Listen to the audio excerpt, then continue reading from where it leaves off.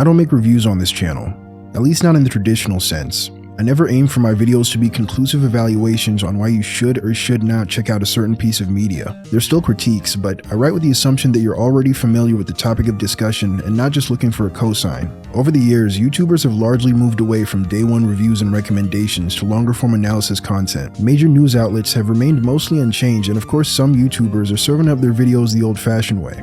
But there's been a general shift in the type of content that creators want to make and that viewers want to watch, and it's easy to see why. The more free-form approach of analysis allows for more nuanced discussion than a simple should you watch or should you play. I'm not saying that everything has to be a 5-part, 10-hour video essay, and we do see a lot more variety in media critique on the platform than in the early 2010s. But even in the big 2025, there's still an aspect of those classic reviews that remains a staple of popular media discussion. Something far older than any online platform that'll stick around till the heat death of the universe. A universal descriptor that experts and Philistines alike can use to communicate the quality of a work and have everyone understand. 'Cause men lie, women lie, but numbers don't. God, just keep hearing the fucking numbers. We want the numbers, Mason. That's all we've ever wanted. The numbers, Mason. The numbers, Mason. The numbers, Mason. Review scores have become something of a language of their own. They're grades that are often considered separately from their respective reviews or simply presented in isolation and expected to impart at least some level of knowledge on how the author feels towards a particular work. Hey, I know this game. 在2020年2月份评测《碧蓝幻想 vs》 Man, I don't speak this language, 它很有特色，大批 but I speak this one. It's more than just a tool used by critics and consistently comes up in casual discussion. Social cataloging sites like Letterboxd, Backlogged, IMDb, and MyAnimeList all let users assign number ratings. Because these days, everyone is a critic. So of course, it stands to reason that we should have some shared system that everyone's familiar with. If you give a movie a 10 out of 10, we can safely assume that you think it's a damn good movie. Naturally, the opposite can be assumed for a 0 out of 10. So if you give something a 7 at, actually let's put that one on hold. The 0 to 10 scale isn't the only one, but it's by far the most common. Some use a 0 to 5 or 0 to 100. Others favor a binary thumbs up or thumbs down. Music critic Anthony Fantano uses a 0 to 10 scale with the additional descriptors light, decent, and strong, while also placing records in between, effectively making it a 65-point system. If you scroll YouTube Shorts or TikTok, you might have even seen a scale that goes from "It's the biggest piece of dog shit" to That's why he's the GOAT! The GOAT! or who's to say that isn't better than a It was perfect. Perfect.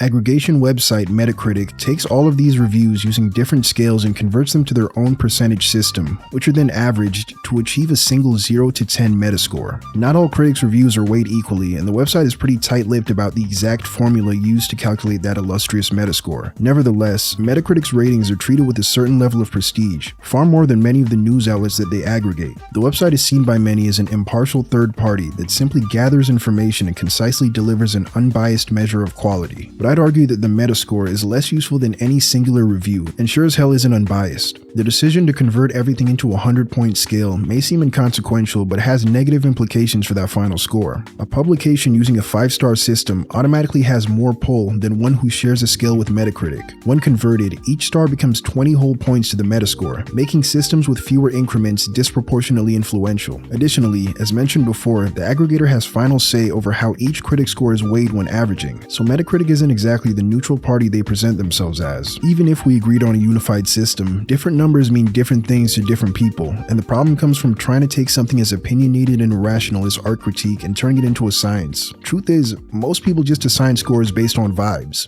Even though they don't really discuss it at great length either, is just a reflection of my personal opinion or preference. There isn't some kind of magical criteria checklist that I'm sort of, oh, this is worth this many points and this is worth that many points.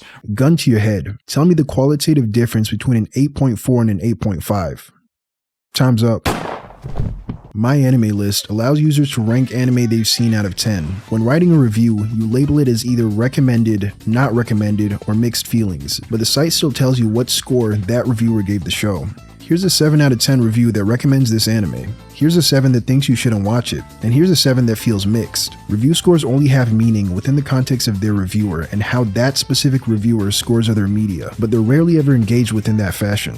If my homie busts through the door and tells me, bro, you're not gonna believe this, Skibidi Reviews gave your favorite game a 5 out of 10, my reaction's not gonna be, oh, we gotta kill him, we gotta beat him to death with hammers. I'm thinking, who the fuck is Skibidi Reviews? If you have no frame of reference for how somebody tends to assign scores and what they value in a work, that number is completely meaningless. You can know that they gave something a 5 out of 10, but you have no idea what that 5 means without them explicitly telling you. Scores are meant to summarize the contents of one's personal review, so the more of their reviews you've consumed, the better idea you have of what each number means. But counterintuitively, the more familiar you are with their writing and personal tastes, the less use you have for a numerical representation of their feelings. It's always funny when people get upset about a review score from a website they don't read, from a writer they don't know.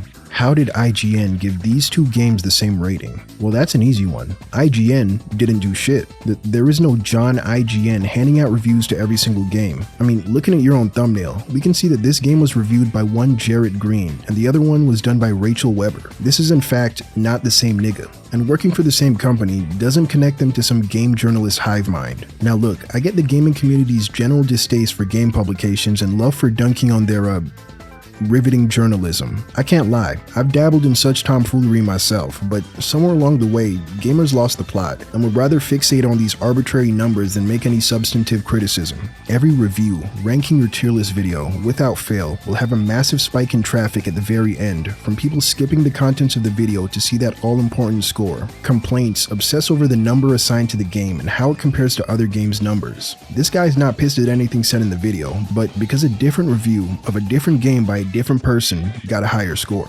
Comments like these are so plentiful, you could make a whole compilation video. Shit, somebody already did.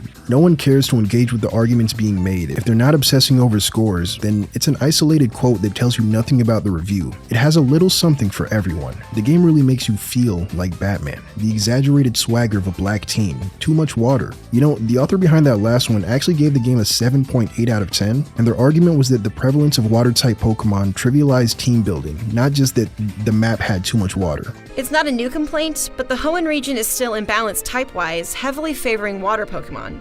It's especially noticeable in Alpha Sapphire since the villainous Team Aqua uses a lot of water types.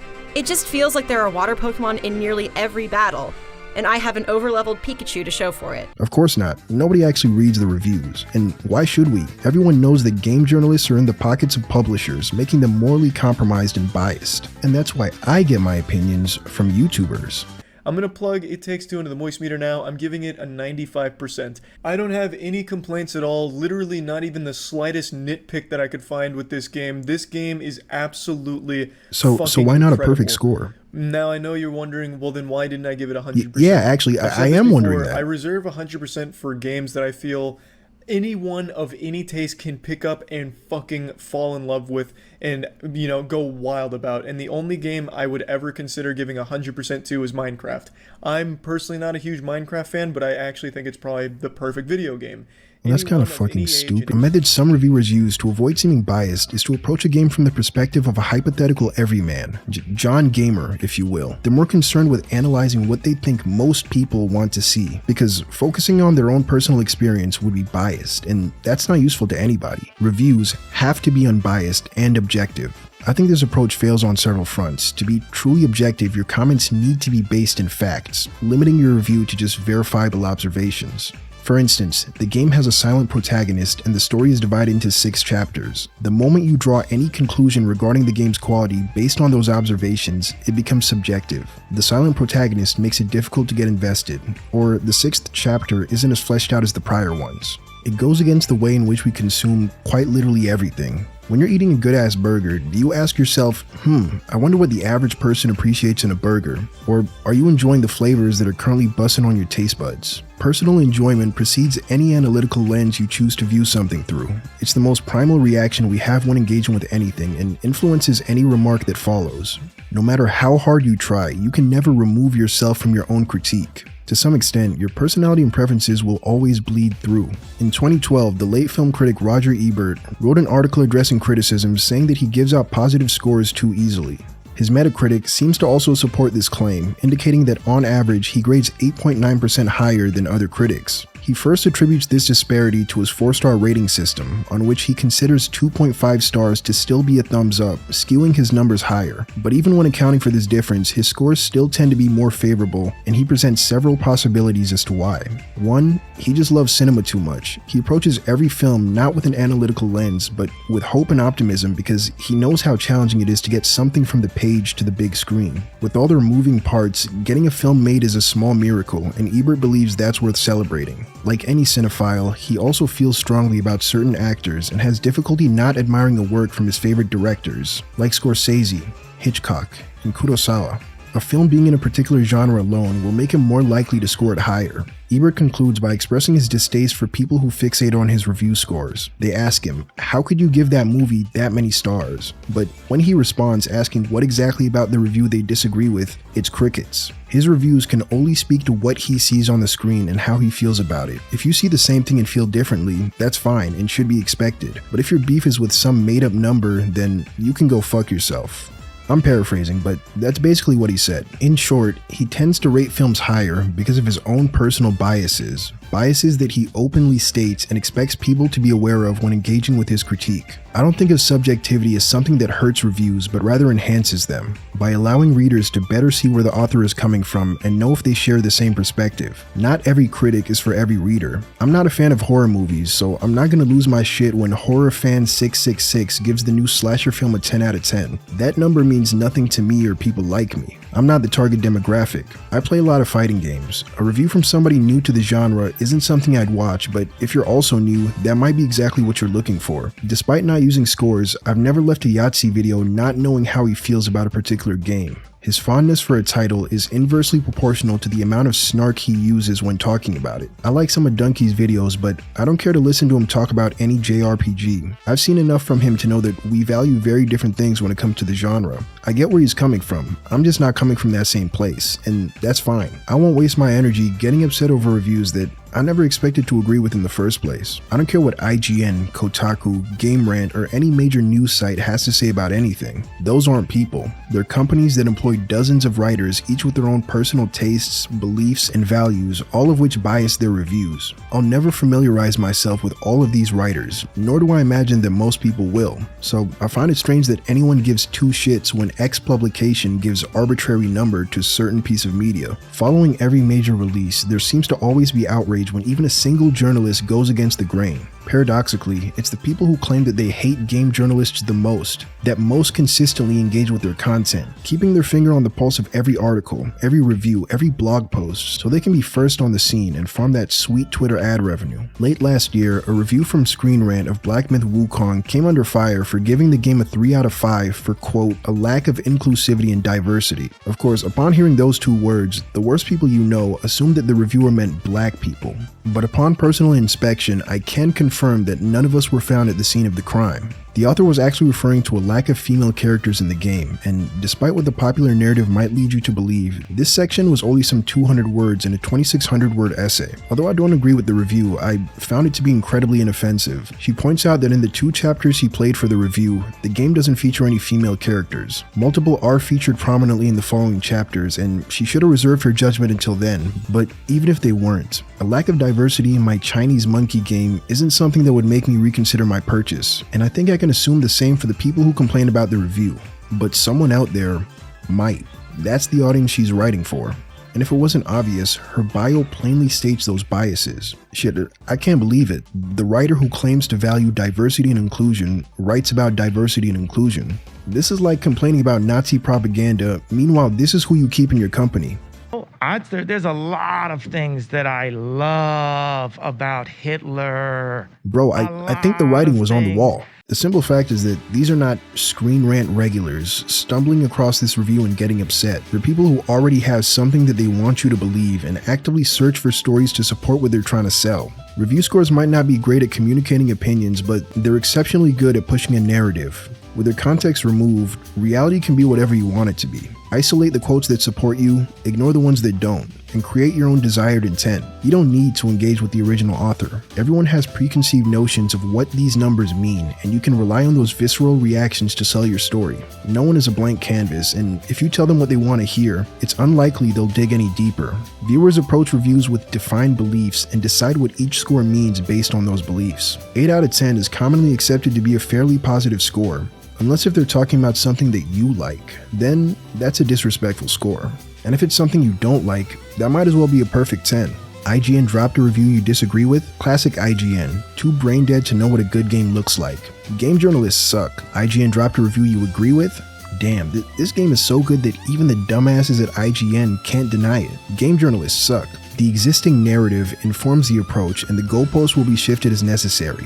Anything to stay pissed off and further spread outrage. Outrage over media has become something of a currency in and of itself, and review scores have proven to be useful for farming that currency. Some YouTubers will outright make up fake scores from major publications to put in their thumbnails. Who cares if the information is readily available? The intended audience won't care to look it up because they're looking to have their beliefs reinforced, not challenged. Outrage merchants simply supply that demand. But it's not just them who use scores to further a narrative. Large gaming news sites are frequently accused of being nothing more than mouthpieces for major publishers, providing favorable coverage to their titles and lambasting those that they have no personal ties to.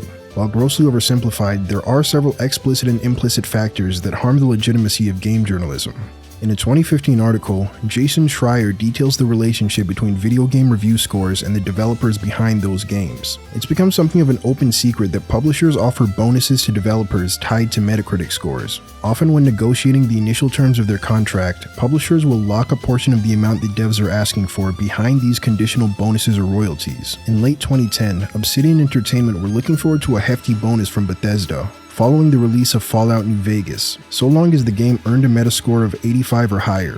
Fast forward a few weeks and damn. Speaking with someone close to the situation, Schreier found this bonus to be worth $1 million, just over $14K that would have gone into the pockets of every Obsidian employee. When there's such a clear monetary incentive to higher Metascores, companies are encouraged not to make quality games, but to make well-reviewed games, and to that end, place pressure on critic sites or cater their games to the ones reviewing. Some companies go as far as to hire consultants or critics to play early builds of their game and write mock reviews to predict how that game will be received and identify changes that may result in a higher score. Companies that make games and companies that review them have always had a you scratch my back, I scratch yours type relationship. Their dynamic is interdependent by its very nature. These publications do a hell of a lot more than just review. They premiere, promote, feature exclusive interviews and inside information, all of which bring more eyes to those properties. Developers and publishers provide them with the access needed to produce that content. News sites will want to maintain that access, and game companies will want favorable coverage. The nuances of how they score or their specific system doesn't matter, since all publishers look at is that final aggregate number. What constitutes a good score is explicitly set by the ones holding the money, and they're free to restrict access from anyone they think could keep them from hitting that goal. Take a look at this. This right here is the 7 out of 10, but I like to call it Schrodinger's review score. It exists in a superposition of both being approval and disapproval. It's high enough that it won't tank the aggregate score, but it's not high enough to seem like glowing praise. 7 is indifference. It's appeasement that seeks to be as inoffensive as possible. Despite being on the upper half of that scale, this is what the numbers come to represent for many people, with some theorizing that the abundance of 7s from outlets like IGN is evidence enough that reviewers are paid off by AAA publishers. Throughout 2024, IGN gave no games a 0, a 1, or a 2. They gave 3 3s, 3 4s, and 17 5s. 25 titles received a 6, and 61 titles received a 7. There were 67 8s, 36 9s, and just 3 10 out of 10s. While it's undeniable that their reviews tend to lean towards the upper end of the scale, the truth of the matter isn't quite as flagrant. IGN's review of last year's Star Wars Outlaws in particular was heavily criticized for what many believe to be an undeserved 7 out of 10, and the criticisms only got worse after IGN released another article some months later advertising a sale for the game, complete with an affiliate link. The article directly references that same review and calls the game one of their favorite of the sales event, indicating a clear conflict of interest. This conflict is something that's always existed in game journalism, and even in decades-old print publications, you can find 2-page spreads dedicated to advertising a certain game. Flip a few more pages and see a review for that same exact game. Just another product of how closely tied these two parts of the industry are. Former IGN writer Alana Pierce released a YouTube video discussing the backlash and offering an explanation for the prevalence of sevens. The video's not great, but it demonstrates how your perception of these numbers can be influenced by working in the industry. She says that the lower half of the scale is so rarely used because it's reserved for cheaply made indie games that barely function, and the complex systems and standard of quality set by AAA titles tend to put them on the upper end of the scale. That lower portion has to exist so that they can score everything from the latest Call of Duty to Little Timmy's first game in RPG Maker, even if the latter is unlikely to ever receive coverage. Games that come out do not have even like an inch of the complexity or nuance that you are used to in AAA video games. Bad UI, unintuitive controls, just all of the things that net them somewhere between 1 to 5 on a game review scale. That means that they kind of need the space for the 5 to 10 for the other game. The IGN website actually has a page explaining their scoring system and features a short description of each number along with some examples. It doesn't make much sense to calibrate the review scale around games that aren't featured on them, and IGN's own description doesn't seem to agree with this sentiment. But working for the company and seeing these high scores be the norm, it tracks that she'd rationalize this as the system working as intended. When publishers, game journalists, and the average consumer look at this review scale, each one sees something completely different. Alana concludes the video by saying, "Chill if you just remember that it's just some fucking guy's opinion. I used to be that fucking guy. It's just some fucking guy has an opinion on something. That's all a game review is." Which is true, I agree. Reviews are ultimately the opinion of an individual, and things will be a hell of a lot better if that's how they were treated. But as we've seen, that's not how people perceive them, nor is that how game companies want you to perceive them. A 10 is a 10. No matter who writes the review, that number is treated as a stamp of approval from that site, and publishers will make damn sure you know. We've all seen Game of the Year re-releases, or these PNGs with a game in the center surrounded by high scores in the websites they came from. This is the ultimate goal, meaningless praise with no context or nuance to give the impression of universal acclaim. It's the entire rationale behind accolades trailers. Companies taking a victory lap and highlighting all the nice things critics said about their product. Hey, you might be on the fence about our game, but have you considered that GamePro.de said eine wunderbare Mischung aus allem, was wir an Zelda lieben? Come on, you gotta buy the game now. You just gotta. Lords of the Fallen is a fairly unremarkable Souls-like from 2023 that received mixed reviews. Meanwhile, its accolades trailer looks like this. This shit is not representative of the general sentiment surrounding this game. Steam reviews have been mixed for as long as I can remember. On Metacritic, it's sitting at a 75% Metascore and 6.7 user score, but there's nothing stopping them from just scraping the best reviews off the top to make it seem like the game was received better than it actually was. If IGN don't got me, IGN France got me. Making a good game that's released to critical acclaim isn't the priority. All that matters is having the perception of one. Because just like with those YouTubers selling outrage, maintaining the agenda is their top priority. People like to pretend that these media outlets are obsolete and no longer read by anybody. But the truth is that they still have an influence over the public's purchasing decisions. Publishers wouldn't value their coverage so greatly if they didn't, or more specifically, the numbers attached to that coverage. Square Enix has directly cited Metascores as a key factor used to predict sales. Retailers ask publishers for Metascore predictions to decide which games they want to stock their shelves with. Anything they can do to optimize that score, they will. Of course, the problem's not so egregious that companies will directly demand a particular score. They can't openly coerce review sites with threats or financial opportunities. Well, except for that one time where they did just that. Back in November of 2007, editorial director at GameSpot, Jeff Gerstmann, was fired for giving a 6 out of 10 to the game Kane and Lynch Dead Men. The decision to terminate him was reached after the game's publisher, Eidos Interactive, threatened to pull advertising from their site. When recounting the events 5 years later, Jeff mentions that although it rarely ends in termination, this kind of pressure from publishers is far from an isolated incident. I guess that what had happened was that the publisher of the game had threatened to pull advertising money. It's probably key to note that that's actually not, that happens a fair amount in this line of work. Yeah, I mean, it's not all the Typically, companies try to game the system through far more tacit means. They'll offer preferential treatment to certain news outlets, early access coverage, exclusive preview events, paid flights and hotels. None of these perks are provided with an established agreement that they'll receive anything in return. Certainly not positive review scores, but of course, they won't want to give a bad review score because of the implication. You think you're getting flown out, wined and dined for a 5 out of 10? I'm leaving here with something. You know what I mean? I'm from around the way. I'm leaving with something. If a publisher suspects that a certain critic might give a less than stellar review, then they can simply not give them access. They can't stop them from buying a copy, but they won't have access to an early review code. And in this industry, access is everything. Fans are chomping at the bit for any content on their most anticipated games. I've seen what a lack of content does to a fandom. The hype train has no brakes. These days, people pay a premium to play games 3 days early, and the reviews have to be out well before the games. If you want to remain competitive, your review has to be among those first out the gate. But if you want a code, you'll have to play nice. AAA games sell the most in the weeks immediately following their launch, so that initial impression is what publishers most carefully construct. CD Projekt Red notoriously prohibited reviewers from showcasing their own gameplay of Cyberpunk on launch, figuring that the performance issues wouldn't be a problem, so long as they quickly got copies into the hands of ignorant fans. In October of last year, Fextra Life put out a video on Dragon Age the Veilguard that I can only describe as self-aware, yet painfully oblivious. The video goes over their interactions with the game's publisher EA leading up to its launch. They describe how they'd been in constant communication with EA regarding the title and assured that they'd be receiving a review code. Come September, Fextra Life, along with several other journalists and content creators, were invited to an exclusive preview event and made videos about their hands-on experience with the game. Fextra Life praised the game, but also gave a fair bit of criticism. Following this video, they'd be ghosted by their contacts at both EA and BioWare, and that review code started seeming a little bit less certain. Of course, they were never worried that they'd be denied a code, and they were sure to let you know.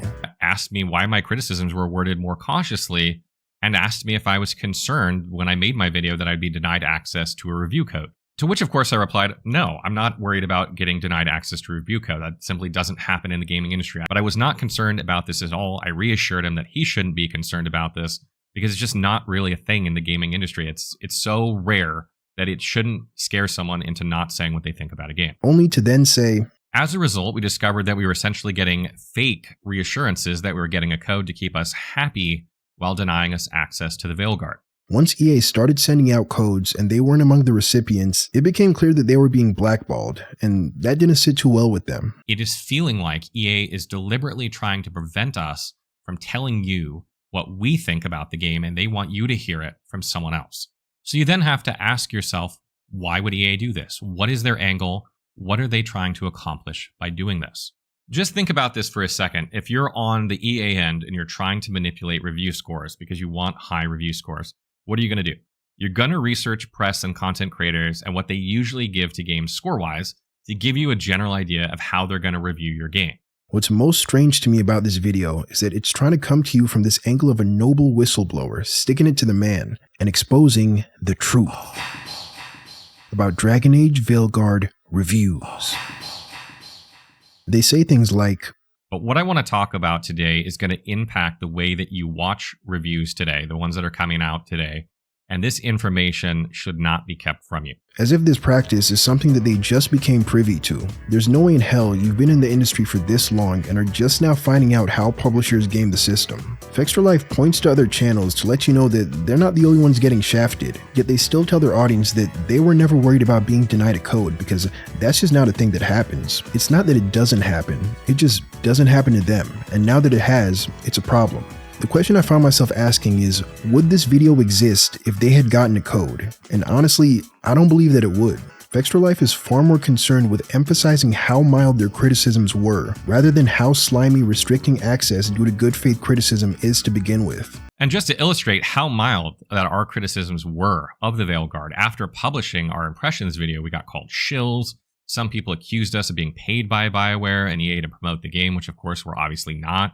They were perfectly fine with the arrangement when it was mutually beneficial. From their perspective, games companies reach out with opportunities, they turn that into content, and that's just the way things are. This was just a gentle reminder that that relationship is conditional. Whether it's billion-dollar corporations trying to increase profits by any means, or misinformation merchants peddling perpetual outrage and driving discourse, nobody's actually trying to incite any meaningful discussion by throwing around these numbers. If they are, they probably said a lot more than just that, and that's far more worth engaging with than some silly digits. The title of this video isn't exactly true. They do serve a purpose, just not one that serves you. The way that scores are currently used, everyone stands to benefit except for the average consumer, who supposedly they exist to inform. In practice, they're nothing more than conduits for petty arguments and disinformation. It's a bit ironic that YouTube is now in an age of 5-hour retrospectives and video essays, but it seems like media discourse has never been worse. Everything is either ass or it's gas, it's peak or it's bleak. And don't ever disagree with somebody or they'll hit you with that media literacy diff. There is thoughtful discussion to be had, it's just buried under piles of discourse with a capital D, most of which simply isn't worth your time. Learn to sit back and observe, not everything needs a reaction. Stick to just a couple of voices whose opinions you respect and perspective you understand. People you don't need to hear a score from, and when opinions differ, you can chop it up or just agree to disagree. The folks around you will always be better than some journalist or YouTuber. The next time the homie checks out that thing you recommended, instead of asking what they rated out of 10, just ask what they liked about it. I guarantee that you'll both have so much more to say. Unless it's The Lord of the Rings, those movies are ass. 2.561 out of 10. It's the biggest piece of dog shit.